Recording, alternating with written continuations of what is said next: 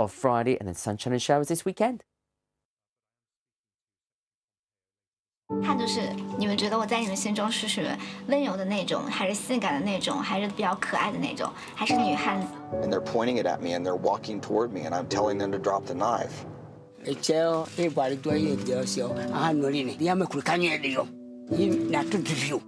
J'ai déjà perdu une sœur, mais celle-là, il faut que j'aille la voir. On a des choses à se raconter quand même. Stories that speak for themselves. Our World, the best of 2018, starts Saturday at 9:30 on the BBC News Channel.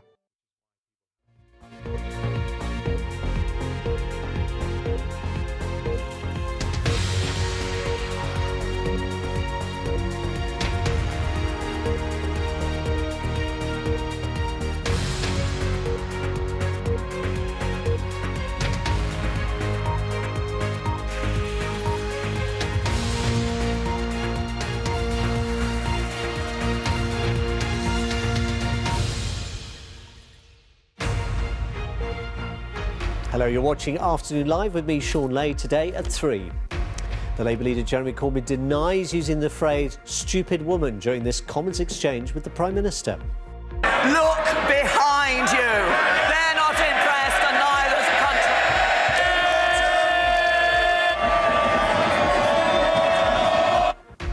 The government has set out its immigration policy for the UK after Brexit. What matters, ministers say, will be skills, not where people come from.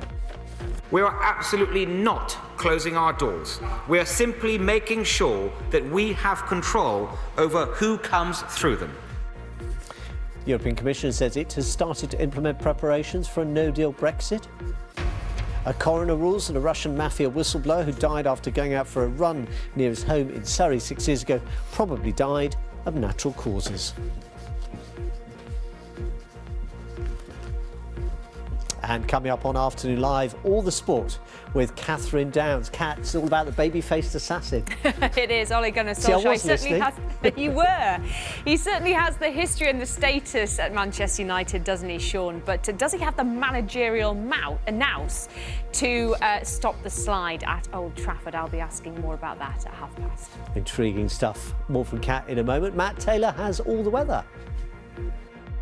Hi, Shaun. Well, it's certainly nice to have a bit of sunshine in our lives after the cloud and rain of yesterday. But as this picture suggests, there are some shower clouds around at the moment. I'll tell you if you're going to get caught by one of those on the way home from work later. We look forward to that. Also this hour, the tech entrepreneur Elon Musk unveils the first tunnel built by his company to solve the congestion problem under Los Angeles.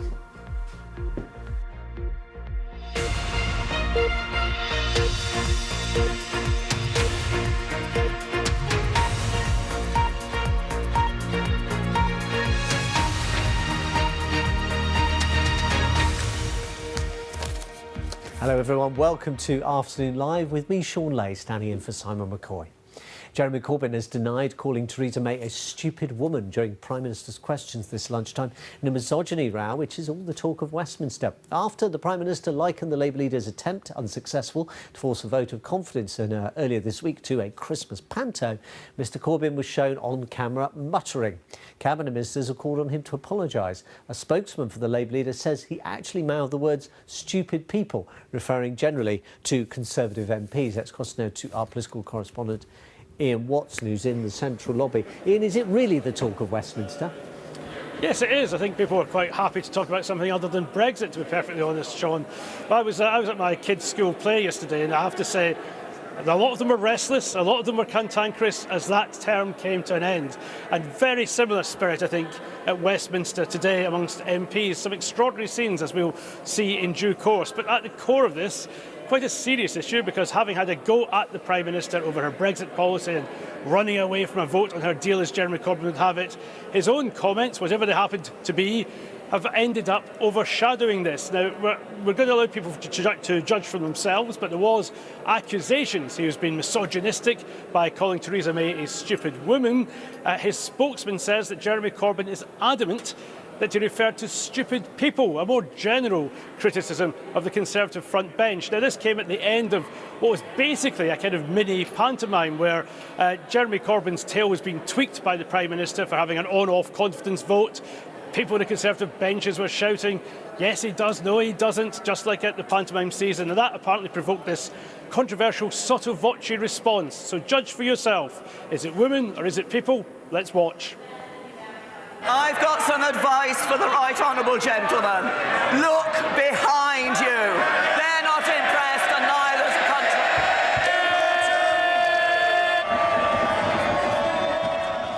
So while that was going on, and you can judge for yourself what Jeremy Corbyn said, certainly his opponents were trying to take advantage of it. They'd already decided that he'd said the words stupid woman, and there was an intervention even before Prime Minister's questions came to an end by a Conservative backbencher, Paul Scully.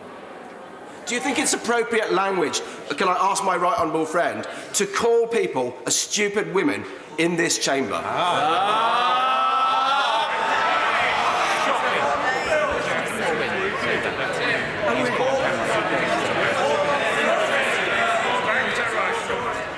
Can I say to my honourable friend that I think that everybody in this House, particularly in this 100th year anniversary of women getting the vote, should be aiming to encourage women to come into this chamber and to stand in this chamber, and should therefore use appropriate language in this chamber when they are referring to female members.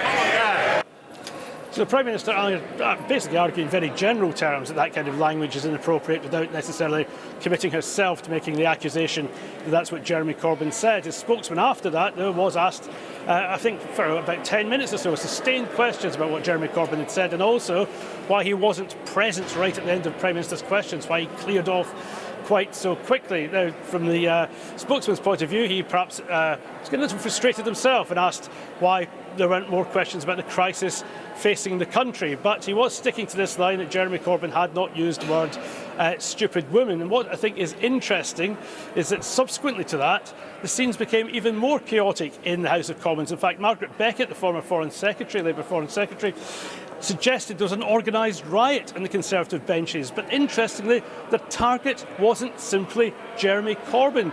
The leader of the House, Andrea Leadsom, was asking the Speaker, John Bercow, why he'd used apparently similar and insulting language himself towards her. Thank you, Mr. Speaker. I would just like to ask, after your finding there that individuals who are found to have made unwelcome remarks should apologise, why it is that when an opposition member found that you had called me a stupid woman, you did not apologise in this chamber. I'll deal with the point.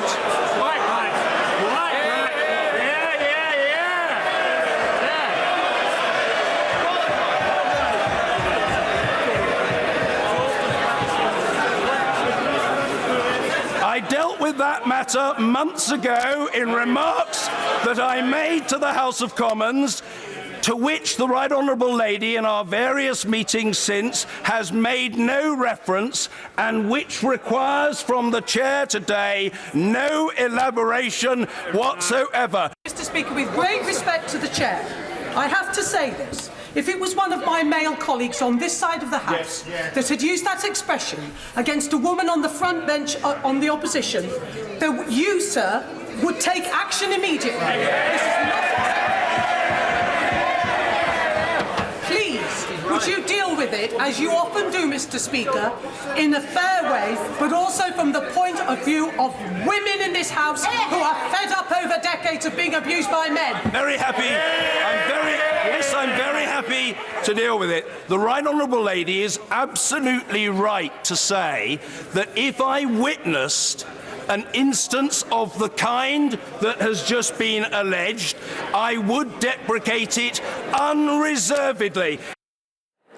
So interestingly, what happens next after those scenes in the House of Commons? Well, there is now going to be a review of the evidence, what some of the MPs have called a video replay like you get in football matches, and probably no less controversial. In fact, the Commons clerks, the staff here, were running around after that session trying to find out how they could obtain the Commons footage from the official broadcaster to try to review this. But Jeremy Corbyn's spokesman said, look, in a sense it doesn't matter what decision they reach, because Jeremy Corbyn's absolutely clear about what he said. said. And some people are suggesting that lip readers and even the deaf percussionist Evelyn Glennie said that he said stupid woman, but his spokesman is maintaining that with such a short comment, nobody can be quite sure. So as long as Jeremy Corbyn himself sticks to his line and says, look, this is what I said, then it's virtually impossible, I think, to take any action. Nonetheless, the footage is being viewed, and we will see if there is any further action. If there isn't, I expect there'll be further fuss being made specifically about the Speaker's role and whether he is being strong enough to enforce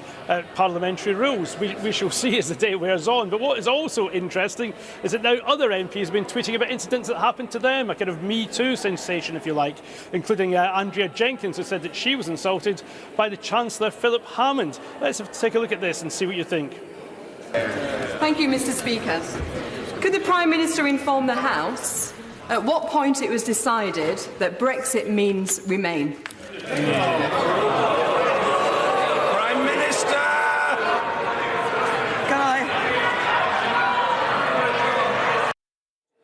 So, despite the fact that everyone calls each other honourable members or right honourable members here, I think you get the impression that the House of Commons isn't always well behaved and isn't always polite. I think we all know that, Shaun. Just a quick reminder after today's controversy, though, it's only 3 months until Brexit. Yeah, and I bet they're also very glad that it's so close to the Christmas recess. It sounds like they need a bit of cooling fresh air. Ian Watson in the Central Lobby at Westminster, many thanks.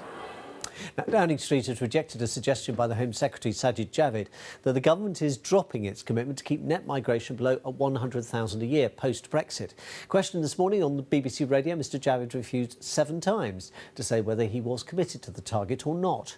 Today, the government unveiled a new system for immigration after Brexit, which it says prioritises migrant skills rather than where they come from. The plan means workers from the EU will no longer have the automatic right to work in the UK after Brexit. When he came to the Commons in the past hour to outline the plans to MPs, the Home Secretary referred to bringing net migration down to sustainable levels. The future system is about making sure immigration works in the best interests of the UK. We are absolutely not closing our doors. We are simply making sure that we have control over who comes through them. Ensuring, as we committed to do in our manifesto, that we are able to bring annual net migration down to more sustainable levels. Sajid Javid addressing the House of Commons this afternoon. Our Home Affairs correspondent Danny Shaw was watching. Danny, can we try and nail this first of all, because it is quite important.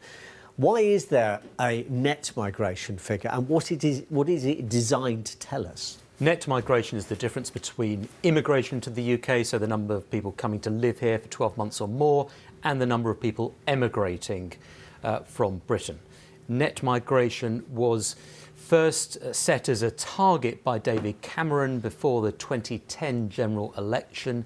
He said it should be back down to the levels that we saw in the 1990s of less than 100,000, i.e. the tens of thousands. It remains a manifesto commitment in 2015 and then in 2017, which is why the Prime Minister today said yes, she still sticks to that target of tens of thousands. Even though it's a target that they haven't met and don't appear to be anywhere near meeting. Well, a lot of Cabinet ministers and other people in government say this is ridiculous. We're nowhere near meeting that target. It's 273,000 at the moment. We're so far off it. It's a crude device in a way for steering the government in a particular direction of trying to get immigration levels down. But it's so far away. That's why some cabinet ministers don't really want to talk about that target. They prefer to talk about sustainable levels because that's more general. And it's very striking today, on the day we have the government white paper on immigration, the blueprint for the new immigration system, there is not one mention of bringing it down to tens of thousands or under 100,000. There are 6 references to sustainable levels, which is what Sajid Javid, the Home Secretary, prefers to talk about, but no mention of tens of thousands. No mention what sustainable could be then. I mean, one of the criticisms that Conservatives used to make of Labour when it was in government was its use of targets in the health service, and they said the problem is the target ends up distorting the policy. To what extent has that been true, do you think, in migration? Well, I think certainly through the Windrush affair, we saw what happened with removal targets, where you had people being rounded up and detained in immigration centres or deported who actually had a right to stay in the UK. And I think that's one of the reasons why Sajid Javid in this immigration paper says there are no targets whatsoever in this paper, and there isn't that principal net migration target.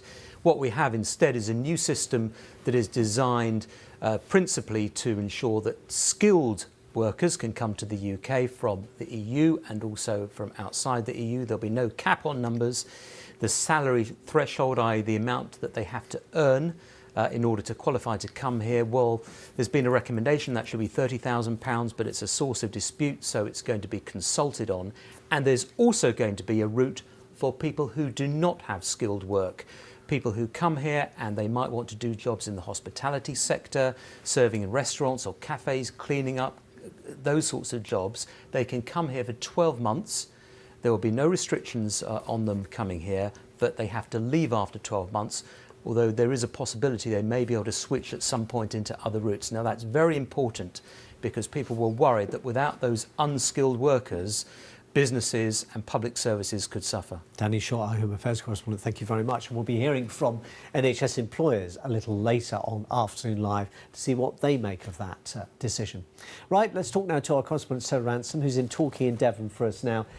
Afternoon to you, Sarah. It looks a rather nice day down there. You're going to try and get some opinion and reaction on the southwest coast. Yes. That's right, I am. It is a little bit blowy here and the rain has now gone through. But yes, I am here in Torquay. This was an area that voted very strongly to leave back in 2016. And this is an area too that relies on some of those hospitality workers that your previous guest was talking about, and also relies very heavily on the care sector for migrant workers. There's a very an elderly demographic in the area too. So to try and gauge some sort of reaction from people living and working in this part of the world, I've been joined here on the seafront by Danny Dowd. Now, Danny, right, just listening to some of the stuff that's been coming out of Westminster today, what's your take on it all? Well, obviously around here there's a lot of tourist work, and I work in the building sector myself, and a lot of the Eastern Europeans come over and take what I would class as the British jobs and send the money out of the UK economy. So, you know, I think what a lot of other people may also think as well. Which is? Let them go, really. Really? You'd like to see them go because in your line of work, is it proving a problem? Not as much as a problem, but I do see a lot of the European workers over here, and, you know, that could be given to the British workers, especially ones that are currently not employed on benefits as well, and I think it would really help our country right out. Danny, thank you. Next to you is Pam walking. Now, Pam, I stopped you walking on the seafront here. You were having a constitutional. What are your thoughts about what's coming out this afternoon? I really feel that at the beginning of Brexit, everyone was voting to come out of the European for the immigrant side of things. And I think now that they're trying to bring this in to pacify what everyone's thinking, oh my God, we voted to come out because of the immigration situation, but now they're deciding to bring it in to try and pacify the people that are. And how does that sit with you?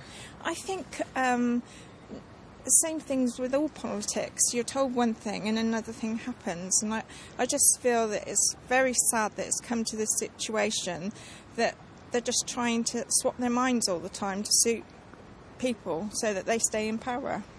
Well, John Walker, standing next to you, you were telling me earlier that your daughter lives in Australia. That's right, and yes. You've fallen foul of their immigration yes.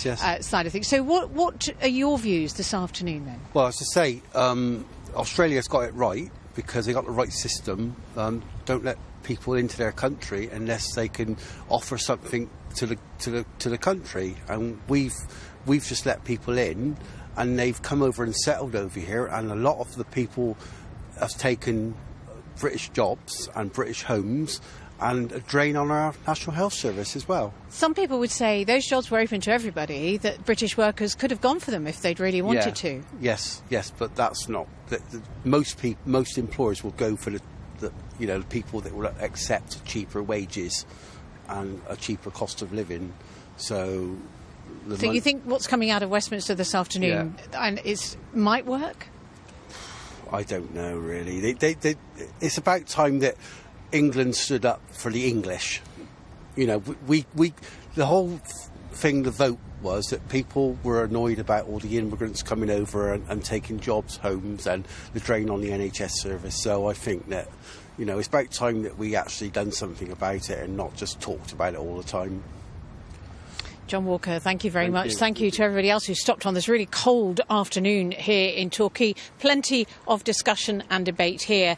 There'll be more, of course, in Westminster. Sarah Ransom there in God's own county. Thanks very much.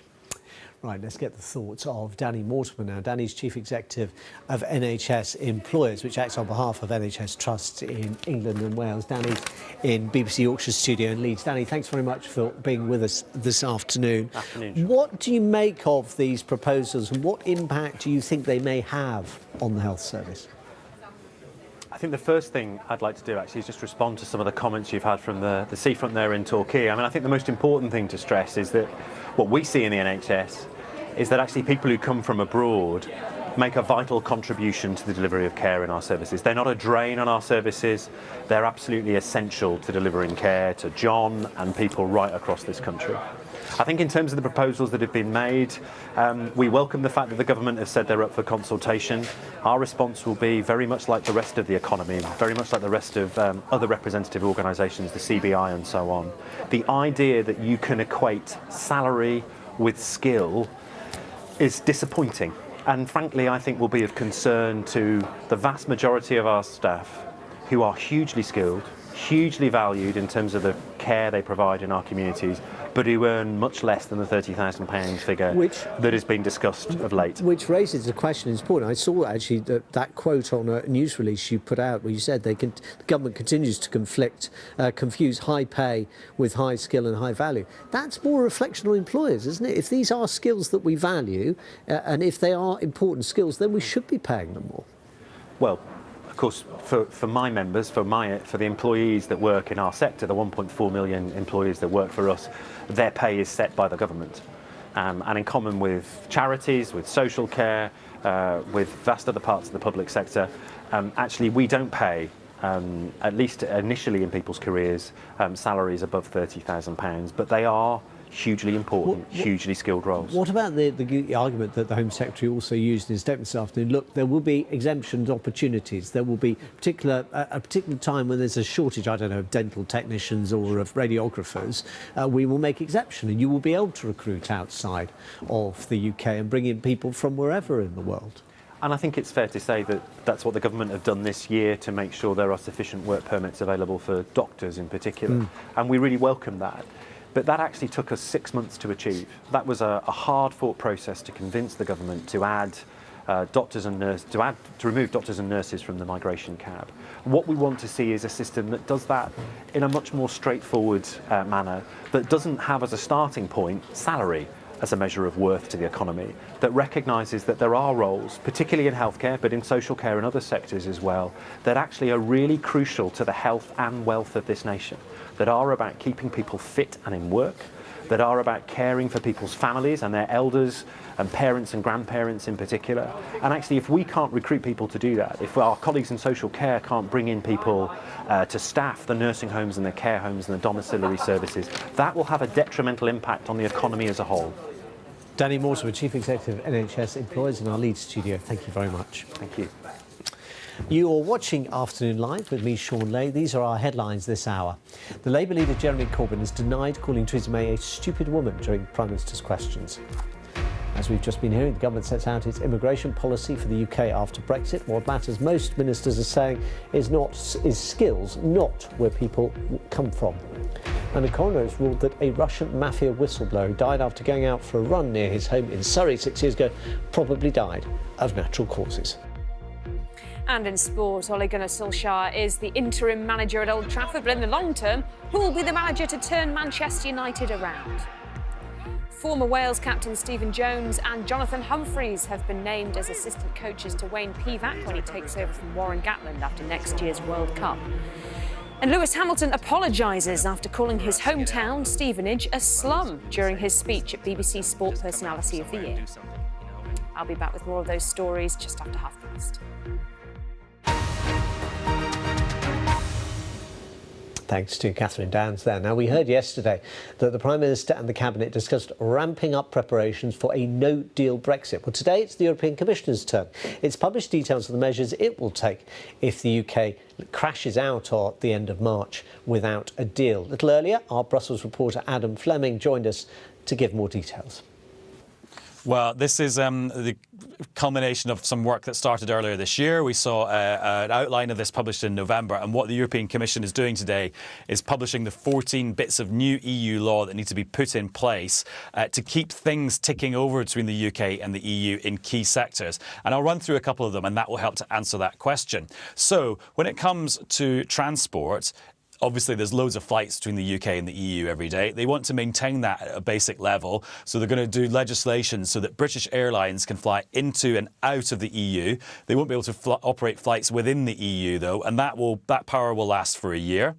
When it comes to British truckers, they will still be able to bring goods from the UK into the EU for a period of 9 months if there's no Brexit deal after March 2019, before they'll then have to apply for some very limited scarce permits. So that's giving them a bit of a grace period to adjust to that.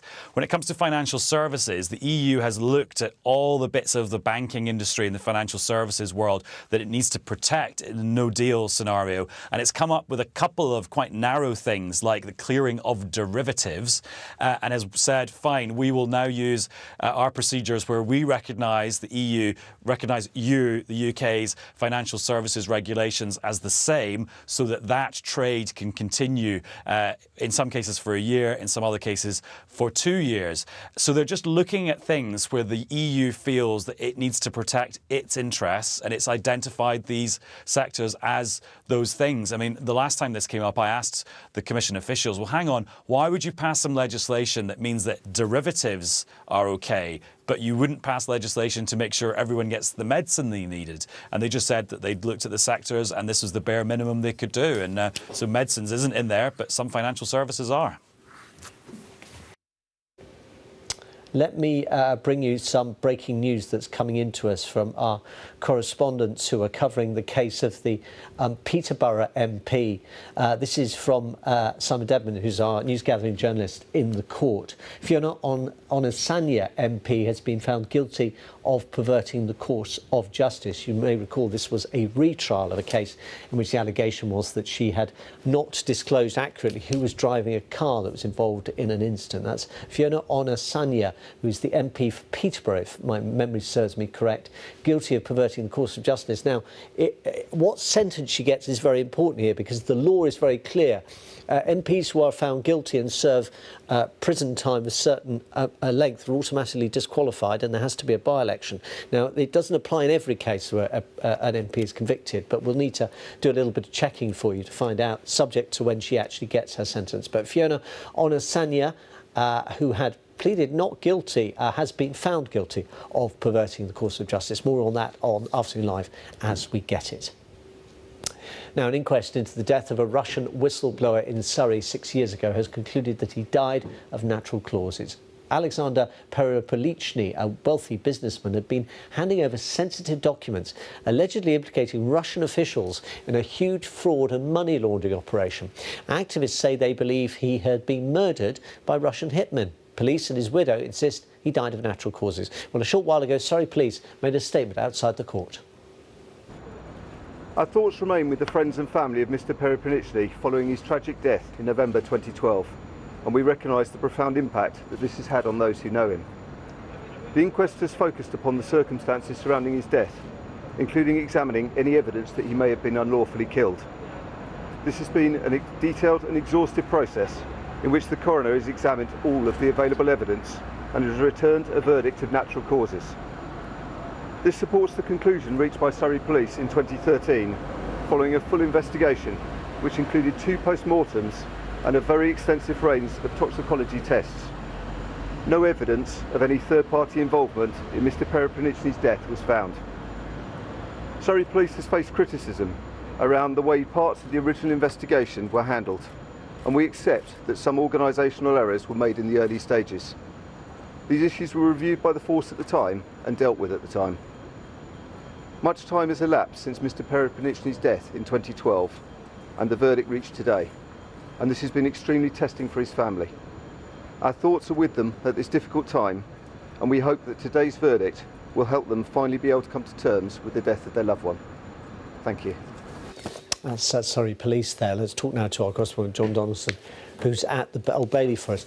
John, there was a lot of interest in this case because, of course, of the, even though this goes back several years, the case of the Skripals and the conclusion that the British government made that they had been poisoned on the orders of President Putin's government. Tell us about this case and why there was so much suspicion about it.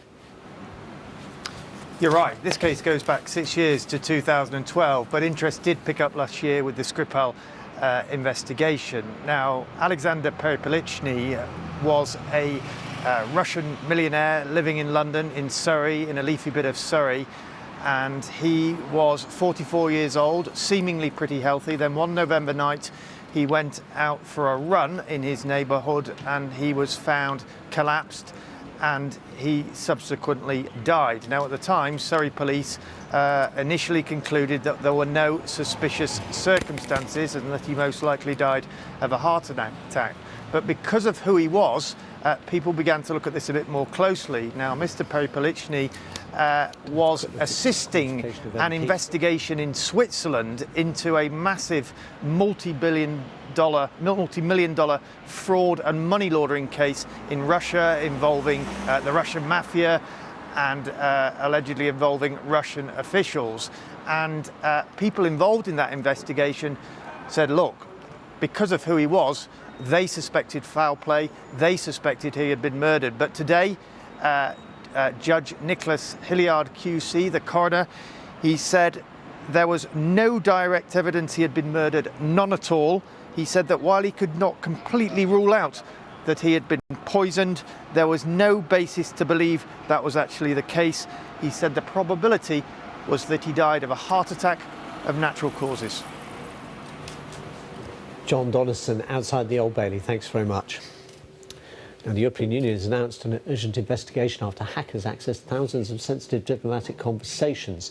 EU officials say they have started an investigation into the data breach, and Europe is on high alert for suspicious online activity in the run-up to the European Parliament elections. Those, of course, take place in May of next year. It's reported that hackers using similar techniques to the Chinese military gained entry to European Union communications. Well, let's talk now to our correspondent John McManus, who's been looking at this. John, what exactly do we think was revealed by these leaks? It's embarrassing for the EU, a leak of thousands of diplomatic cables. Embarrassing on two fronts. First, because their security systems seem to have been hacked very easily through Cyprus. I'll explain more on that in a moment. But also because thousands of cables containing private and secret conversations between the EU's own diplomats and world leaders, the kind of thing they'd like to keep secret from the likes of you and me and the general public, are now out in the public arena for all to see. And some of them are very interesting. One of the most interesting is from the EU's scribbler, their man or woman in Moscow, talking about the summit in Helsinki between President Donald Trump of the US and his Russian counterpart Vladimir Putin in July. The EU decided that that was successful, at least for Putin.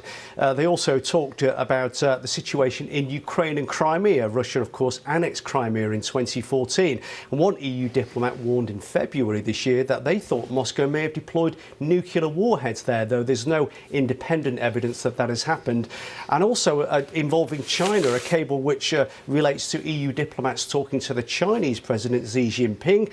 The president says that the US, in negotiating over trade issues, was behaving as if it was fighting in a no-rules freestyle boxing match and vowing not to give in to bullying. So we know that this trade spat between China and the US has nearly spilled over into a full-scale trade war, and now we know that there is real Chinese anger behind the scenes as well. What do we know about who might have been responsible for this leak, and also kind of what is known about the way the European Commission, the European Union is responding to it in terms of practicalities. Well, the cables were published by the New York Times, but they were given to the newspaper by a security company, Area 1. And they say, from what they have discerned, that it was the work of a unit of the People's Liberation Army in China, that this is a Chinese government operation.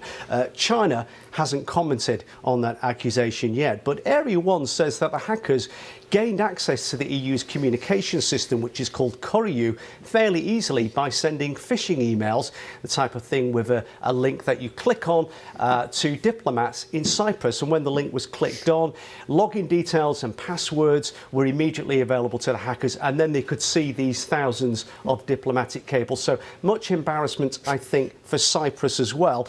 The EU has been talking about this today. The Vice President of the Commission said, look, they were trying to improve their systems, but no communication system would ever be absolutely secure. But they have launched an investigation. The New York Times, though, says that its own security intelligence services in the United States have talked about how they tried to warn the EU about this issue and told them they had to tighten up their security, but they didn't.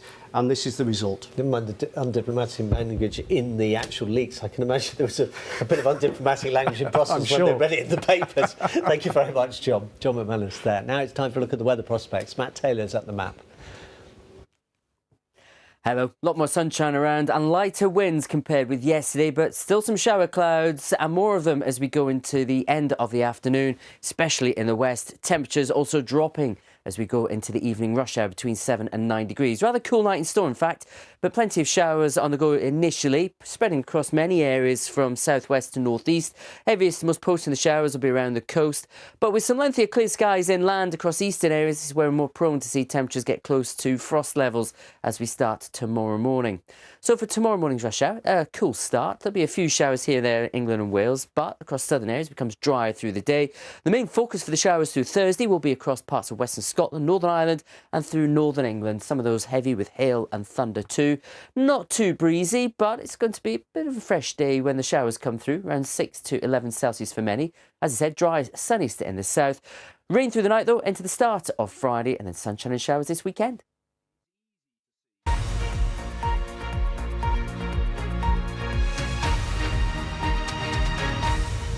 Hello, you're watching BBC News Afternoon Live. Our latest headlines. The Labour MP for Peterborough, Fiona Onasanya, has been found guilty of perverting the course of justice after colluding with her brother and lying to police in order to avoid a speeding charge. Labour leader Jeremy Corbyn has denied calling Theresa May a stupid woman during Prime Minister's questions. The government has set out its immigration policy for life the UK after Brexit. The government says it will prioritise skills, not nationality. And the European Commission says it has started to implement its preparations of its own for a no-deal Brexit. A coroner has ruled that a Russian mafia whistleblower who died after going out for a run near his home in Surrey 6 years ago probably died of natural causes. Right, let's cross to the BBC Sports Centre and join Catherine Downs again, still in Steph McGovern's top. Hello, Catherine. I'm not going to change out of it. I forgot my jacket, so I've got no It's choice. so good, it's lovely. I know, she's got very good taste. Absolutely. Manchester United fans would say that the bosses at the club do as well. They're very excited about the fact that Ole Gunnar Solskjaer has been confirmed as interim manager. He'll take over for the next 6 months. Just one or two concerns around out there that perhaps the club have hamstrung themselves by just appointing an interim manager, leaving themselves therefore in limbo for the next 6 months or so. Perhaps they'll miss out on transfers, players and such like that they'd like to bring in and the changes that they'd like to make to keep up with the likes of Liverpool, Manchester City. But nevertheless, they've made this choice, Shaun, because they want to get the next appointment right, having had a few mistakes, it's fair to say, since Sir Alex Ferguson stepped down as manager. So they want to get this one right, and they've gone for Ole Gunnar Solskjaer. Andy Swiss reports. As a player, he was no stranger to rescuing United. Solskjaer takes it. Oh, he scored! Super Sub has done it again. Ole Gunnar Solskjaer's goals made him an Old Trafford legend. He scored the winner in the 1999 Champions League final. But now he's back with a very different challenge as caretaker manager In a statement, Solskjaer said, "Manchester United is in my heart and it's brilliant to be coming back in this role." While the club's vice-chairman Ed Woodward said his history at Manchester United means he lives and breathes the culture here. We are confident he will unite the players and the fans. That's a hint, perhaps, of what was lacking under Jose Mourinho, who was sacked yesterday after weeks of turmoil. And fans I spoke to this morning welcomed the Norwegian's appointment. Absolutely delighted. I think he's going to bring the feel-good factor back to the club. You know, we've had negative football for so long, and we need an uplift. We've had Moyes, we've had Van Gaal, and we've had Mourinho. We need the time to make sure that we get the right appointment for our next permanent manager. And I think Ollie, for the next 6 months, will do. There were even congratulations from Norway's Prime Minister, Erna Solberg. "Great day for Norwegian football," she tweeted. But not everyone is so happy. Solskjaer has only managed once in the Premier League at Cardiff. That ended in relegation and the sack, which some believe hardly bodes well. To be putting an interim manager now is a shambles as it is. Let's get it right. 5 wins from 30 at Cardiff. Listen, he might have scored the winning goal in the Champions League final, but is this where really Manchester United are at? This morning it was training as usual for United's players. Among those arriving, Paul Pogba, who'd become disillusioned under Mourinho. Solskjaer will have to re-energise him and the rest of the squad as United hope the return of this club hero can start bringing back the glory days. Andy Swiss, BBC News. So who will be the permanent appointment? Mauricio Pochettino, the Spurs boss, is the leading contender. Shaun, back to you. Now, let's go straight to the House of Commons to John Bercow, who's dealing with points of order on the Jeremy Corbyn issue. That is a violation of the established... If the Honourable Lady will permit me, she has raised her point of order perfectly reasonably, and I am responding to her. It is not in order to impute dishonour to another member. That is a very long-established convention of this House, so it is not orderly to accuse another member of dishonesty. When the Honourable Lady inquires what further may be done, the answer to the Honourable Lady is that people can seek to solicit opinions on this matter, including of a professional character. I have offered, at short notice, as I thought was my duty, the fruits of the professional advice that I have received. I've shared that very openly with the House.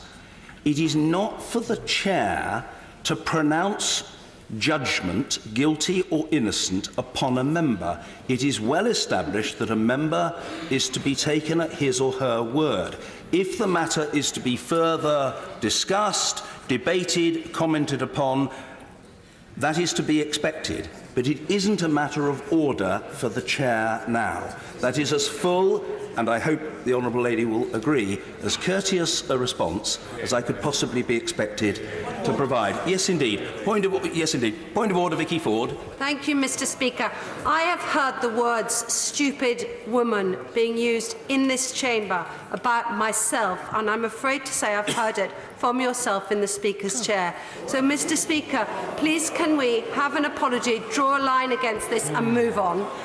I'm extremely grateful to the Honourable Lady for her point of order. I understood that she had made this observation outside the House. And what I want to say to the Honourable Lady, whom I always treat with great respect in this chamber, is the following.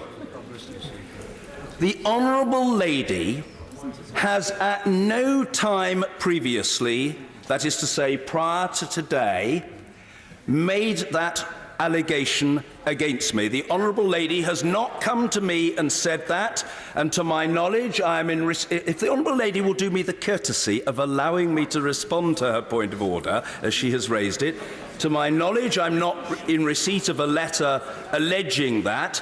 If there is such an allegation, I refute it 100%. I have received a letter from the Honourable Lady, as she knows, within, I think, the last 24 hours, on an unrelated matter, specifically to do with proxy voting and baby leave, and I believe I'm right in saying, well, perhaps the Honourable Lady will do the courtesy of allowing me to respond. I believe I'm right in saying that she wrote to me upon that matter at least in part in her capacity as chair of the all-party women group in this House.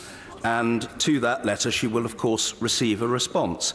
That contention has not previously been made, but if it is now made, I say with absolute certainty, it is not correct. I have not said that to or about the Honourable Lady. That is my response to the Honourable Lady.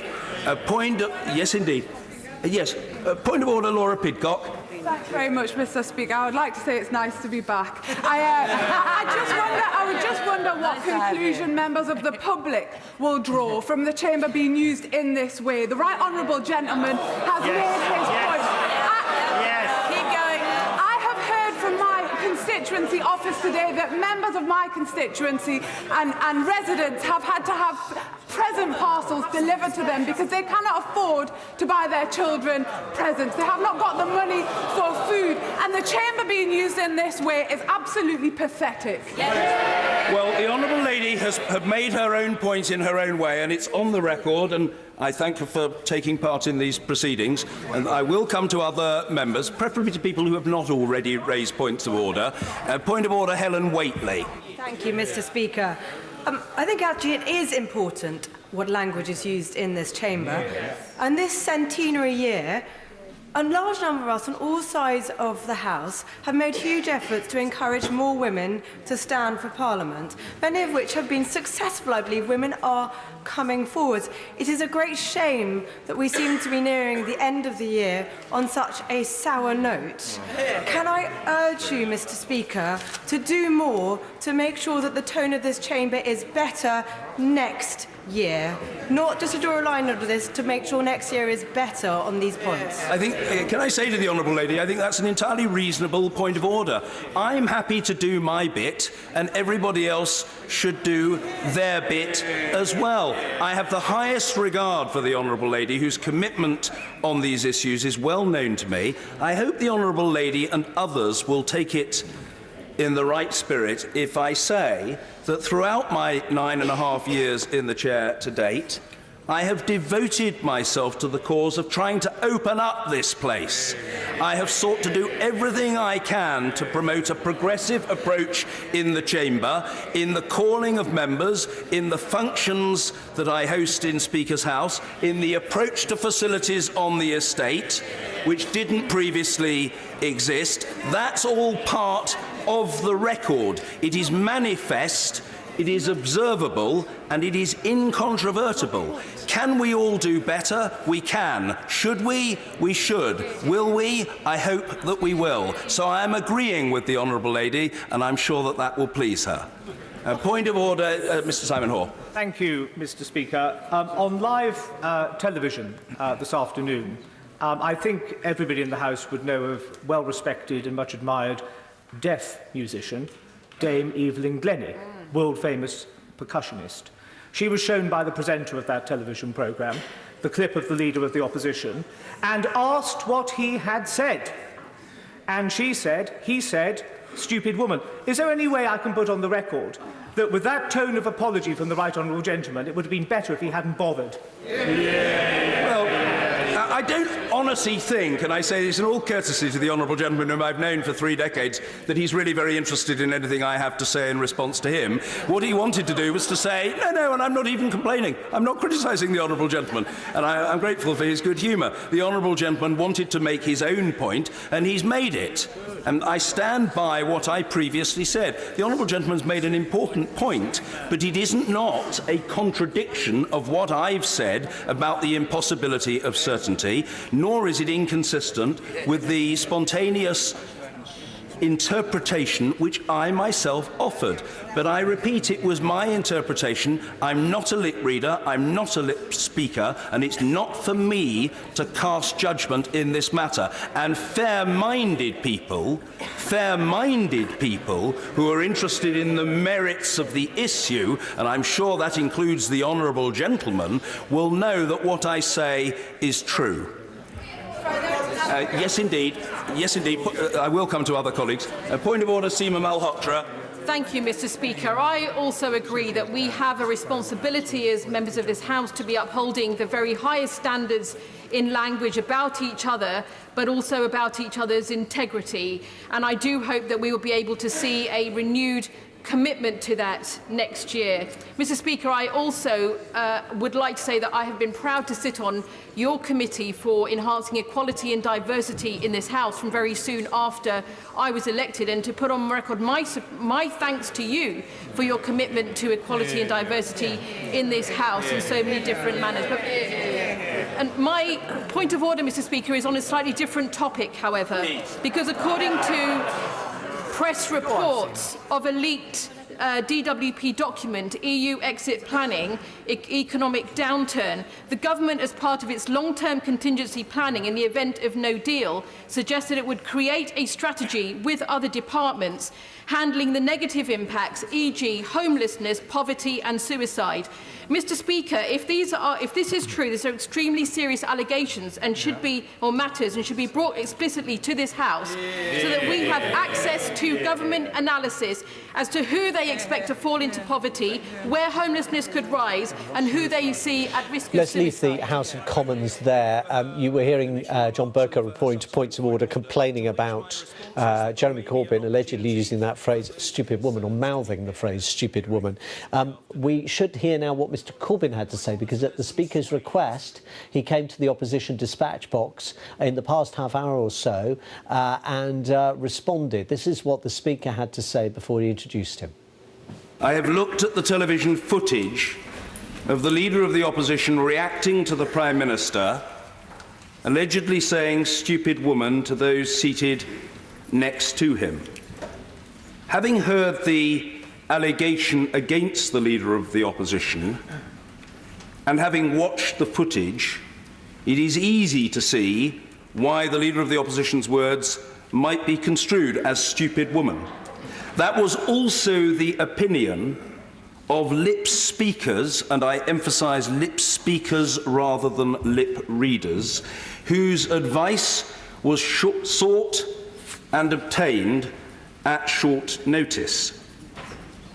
As may be known to members of the House, but it is important in terms of establishing the context, but may not be known to others watching or listening to our proceedings, the Right Honourable Gentleman, the Leader of the Opposition, was seated at the time and not addressing the House.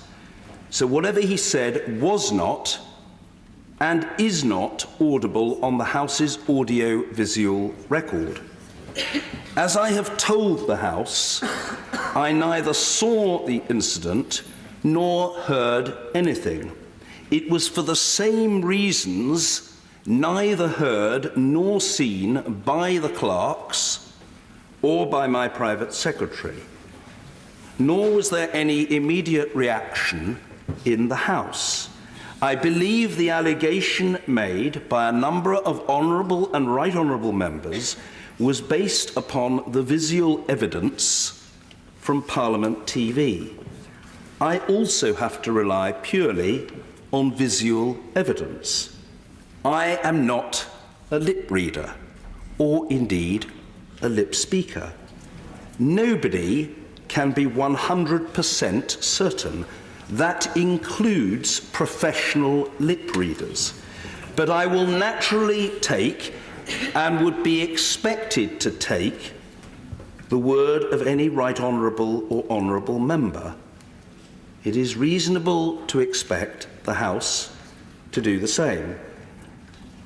I therefore invite the Right Honourable Gentleman, who has, at my request, returned to the House for this purpose, to make his explanation to the House, which again I expect to be heard without interruption. The Leader of the Opposition, Jeremy Corbyn.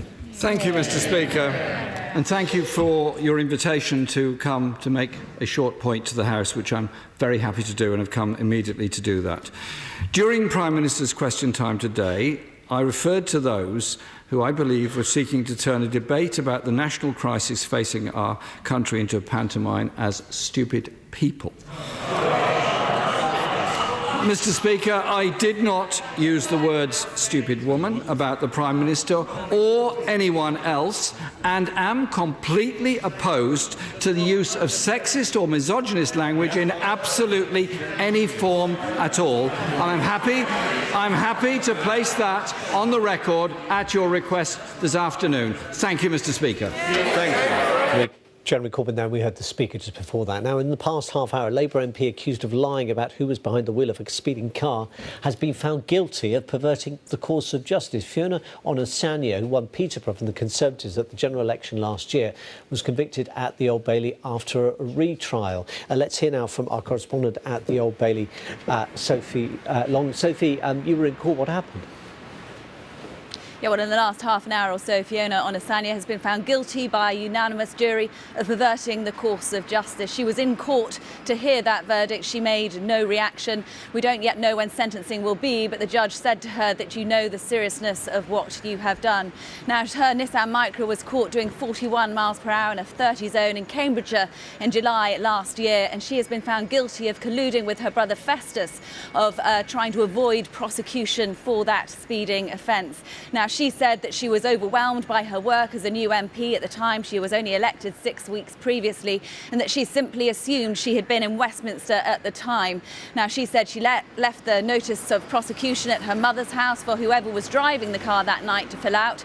The authorities were told that a Russian man who had been a former lodger of the Onasanya family had been behind the wheel, but further inquiries revealed that he'd been in Russia visiting his own family at the time. Now, Onasanya's barrister in court put the blame on her brother Festus. He has admitted 3 counts of perverting the course of justice, including the event on the 24th of July last year. But the jury did not believe that sequence of events, and they found her guilty of perverting the course of justice. Now, the judge thanked them for their public service and for returning their verdict, and he said it wasn't an easy verdict to deliver. Also, not an easy verdict for her to listen to. Fiona Onasanya was a trained solicitor and now a sitting MP. In terms of what this means for her future, that could have depended on what the sentence is. Any sitting MP, if they are sentenced to a custodial sentence, including a suspended sentence of a year or more, they automatically have to vacate their seat. Anything under that, it would have been slightly different. But we have had a statement from the Labour Party. A spokesman has already said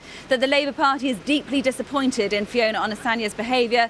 It falls well below what is expected of politicians. She should resign now. It goes on to say Fiona Onasanya is being administratively suspended from the Labour Party, and therefore the whip with immediate effect. So it does seem at this stage that her political career certainly is over.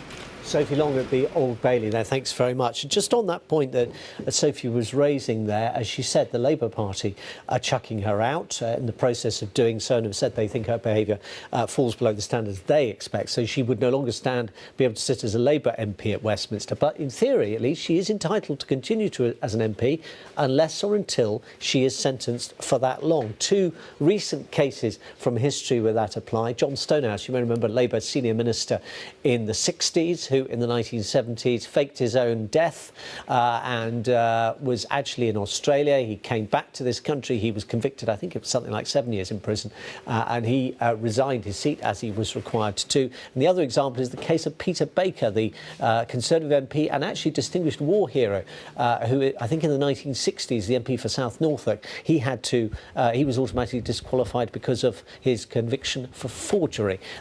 Both of those cases going back some years now. More recent cases have involved people being convicted and serving criminal sentences, but being too short for them to have to be required to lose their seat. If Fiona Onasanya gets a sentence, as Sophie was saying, then she will be automatically disqualified. But it certainly sounds as if she won't be sitting as a Labour MP any longer. We'll wait to see whether she gets a sentence of more than 1 year, in which case she would be automatically disqualified from the House of Commons. Let's take a look at the weather prospects now. At the map, it's Matt Taylor. Hello. Well, after the grim conditions of yesterday, it's been lovely to see a bit of sunshine across the UK again today. Admittedly, for some, it's been punctuated by showers. Some of the shower clouds earlier on there in the west of England, and still further showers this afternoon into the evening across western parts of the UK in particular. The odd heavy one, rumble of thunder too. Eastern areas dry, winds lightest here as well. Big improvement really on yesterday, and temperatures as we finish the day around 8 to 10 Celsius for the vast majority. Now into tonight, showers in the west will push a little bit further eastwards, always most potent around the coast overnight. Some clear skies in between, and if you get any lengthier spell of clearer weather and where winds fall that little bit light, especially in eastern areas, there will be a touch of frost around into tomorrow morning. So it'll be another cool morning commute. A few showers across England, Wales, Western Scotland in particular. But the further south you are, more likely to see greater lengths of sunshine through the day on Thursday. Showers more frequent this time, Western Scotland, Northern Ireland and into northwest England. Again, heavy with hail and thunder. Winds coming in from a west or southwesterly direction, not especially strong, but a bit blustery as the showers go through. And like today, temperatures of the order of around 7 to 11 degrees for most of you.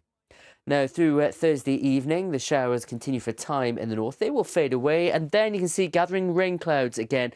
Looks like the main bulk of the wettest weather will be through the night, and with it some windy conditions across England, Wales especially, bringing in a little slice of milder air. Further north, touch of frost with some clearer skies, lighter winds into Friday morning. But here, should stay dry and bright through much of the day.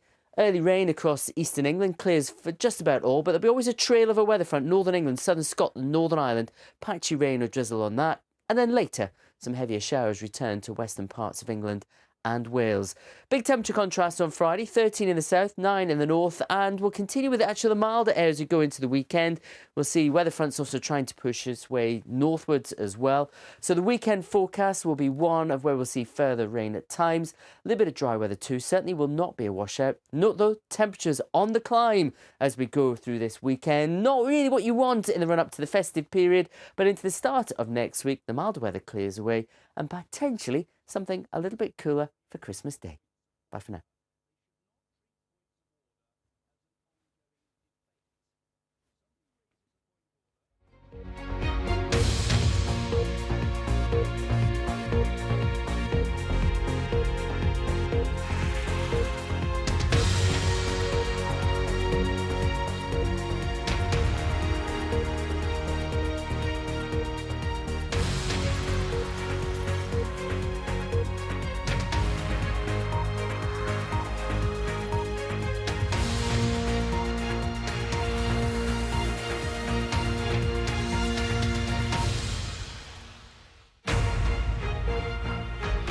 Hello, welcome if you just joined us. You're watching Afternoon Live.